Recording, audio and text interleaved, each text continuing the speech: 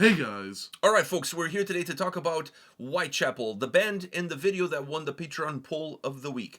The name of the song is Hymns in Dissonance. This is from their upcoming new record, coming out on Metal Blade Records. I don't know the exact date, but you can find out on their social medias. And they also have a North American tour kicking off. I don't know. You can also find out in their social media. The tour and the album, it's hand in hand. Yeah. One follows which is the other. Normally how it goes. Exactly. So anyhow, we're here to check out this video. Are you ready? Yeah. Alright, let's do this.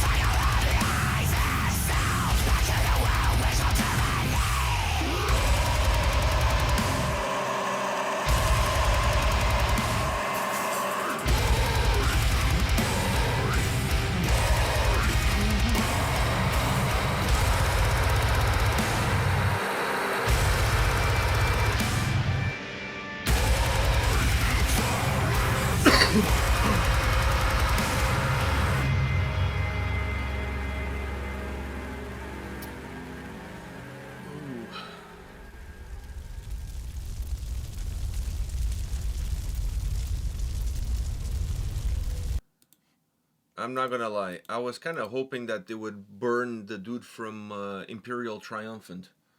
It was nice of him to do a cameo on a Whitechapel video, but I was honestly hoping they would burn the dude down. Yeah, I feel like this cameo was also, like, above his pay grade. No, at least the guy did the right thing by leaving the instruments at home. Yeah, and no one put him near a mic. So they did everybody a favor, but they could have taken one step further and burned him instead of one of the extras from one of those Heilung videos. Yeah, they're burning the Wendigos around here, and they need to burn that guy, man. Like, it is what it is. We're not. Hey, I'm not advocating for such behaviors. Yeah. That's not what I'm saying. But if you're gonna do it, the dude from Imperial Triumphant was right there, man. Right there. I heard he's more flammable. Probably. In some Through circles, the grapevines, in some circles they're very hot. In some circles. They're small circles, but circles nevertheless. So more like periods, like commas even. Oh, that makes me think of that joke. You know what 6.9 is? Oh, a good thing ruined by a period. Yeah, that's it. Anyhow, what do you think of this song from Whitechapel? By the way, they did it in the same caves. It looks like they got 2 for 1 from the last video. And it's like, well, since we have to carry all the gear into this cave, might as well get 2 videos out of it. I mean, makes sense. I'm not passing or whatever. I'm not passing judgment. It must be hard to take all that gear there. So yeah, that's true. Scaring all the bats with those heavy breakdowns. Yeah. So many of them. Bats or breakdowns? Both. I think both. Well, I didn't see any bats. I definitely heard breakdowns. So right now there's more breakdowns than bats. Yeah. So after seeing these guys live, I've had a weird relationship with this band because I like their music, right? You met them on Tinder? No.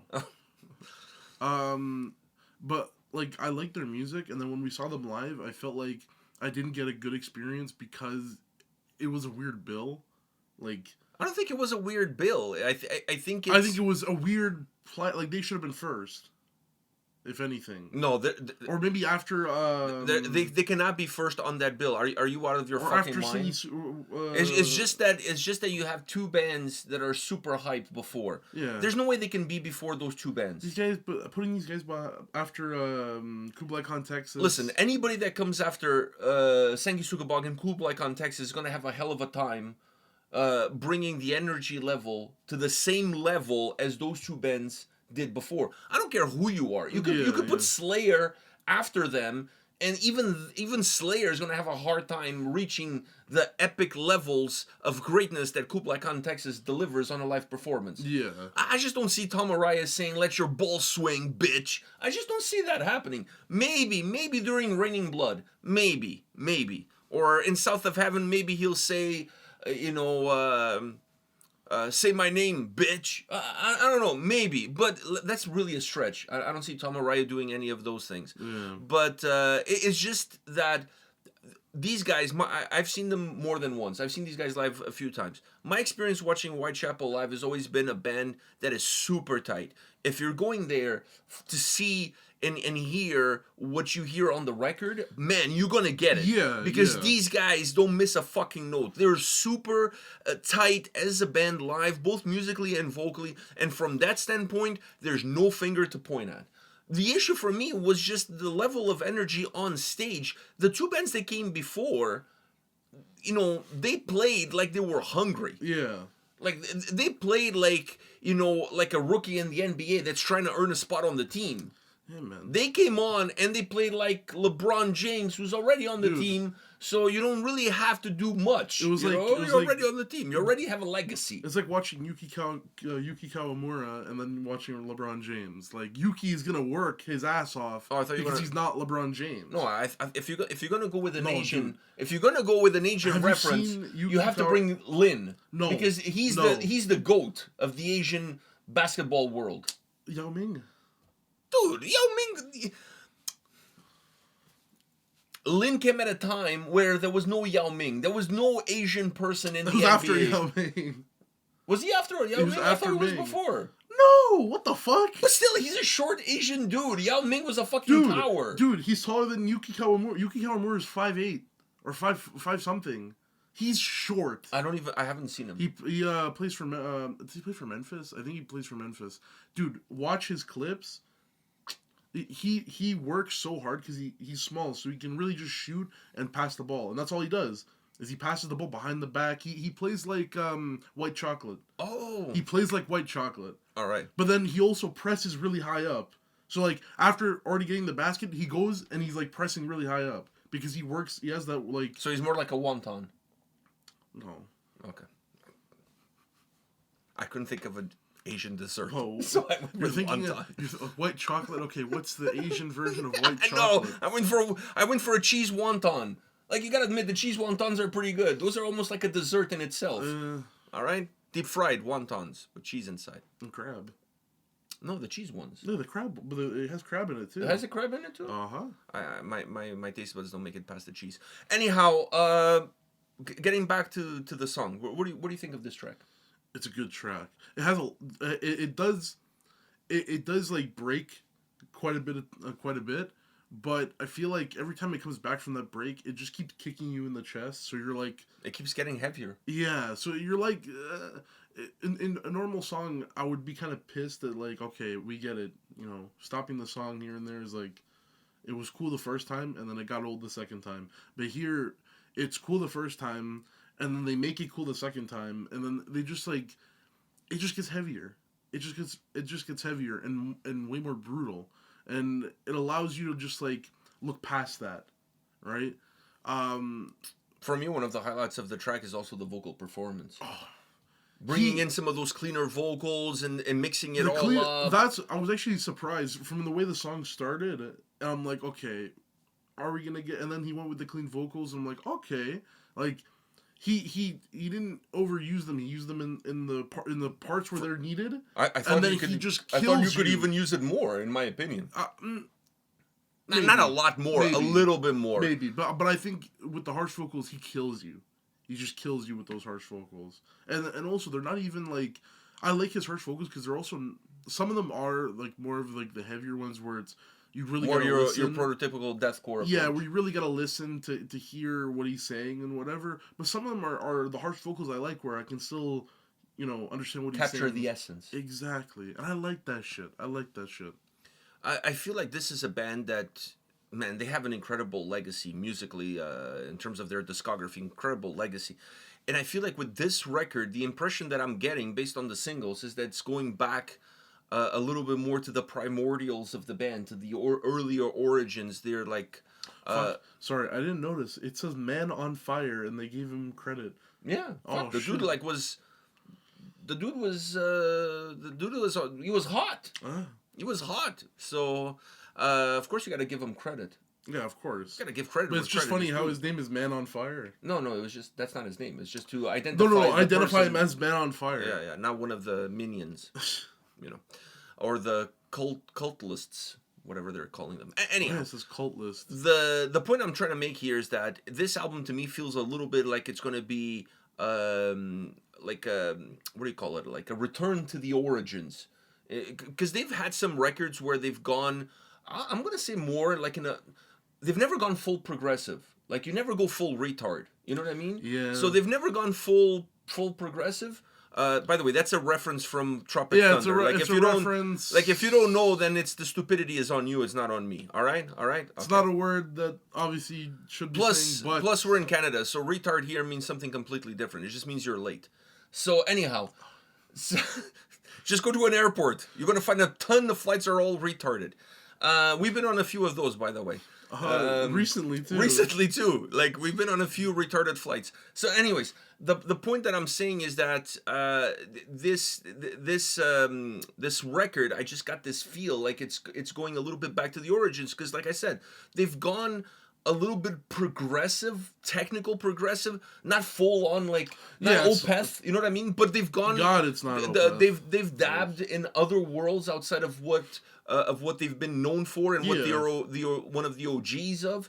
But this record doesn't feel like it's going to go down that path whatsoever. It feels like it's a little bit of a slingshot back into their more origin story, and obviously infusing some new elements and trying to make something new and fresh. Because you don't want to make a record that you've made a record before. It's gonna be something that appeals to the old fans and the new fans, the old gods and the new gods. Like, I agree with you, because there's probably some fans that somewhat down the middle have kind of got off the ride because it just wasn't really appealing to them. I think this will get them back on with the new fans.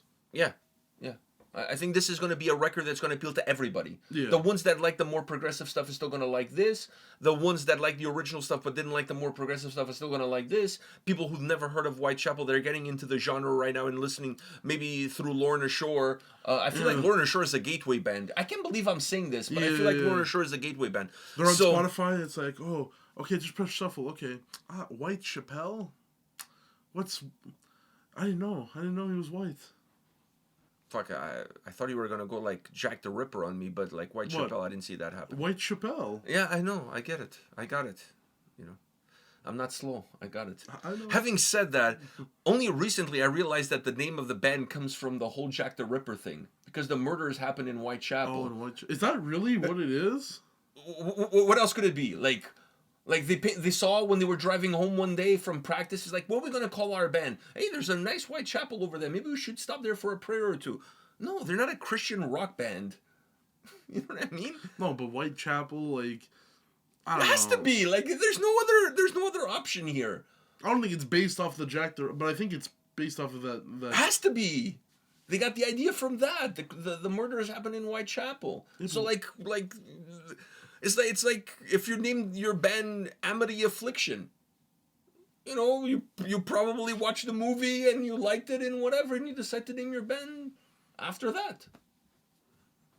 Because they're not even from New York. They're not even from Amityville, where the whole movie is based off. So that band is Australian.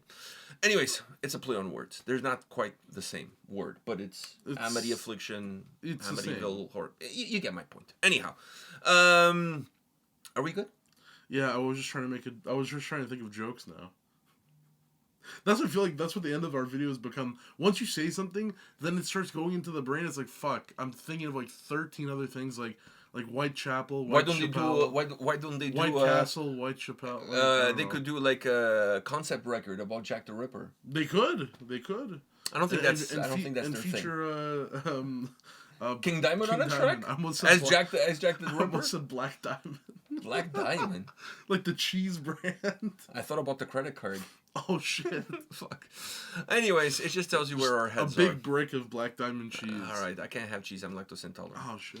Yeah. Anyhow, on that note, guys, thank you very much for watching this video. Thank you to everybody on Patreon that voted for it. Check out our videos on our channel on a regular basis for the incredible insights and also the funny jokes. So maybe a little bit more of column A than column B. Actually, I think a little bit more of column B than column A in this situation. Exactly. We're not here to judge, but we do it anyways. So we'll see you all at the next one. See ya.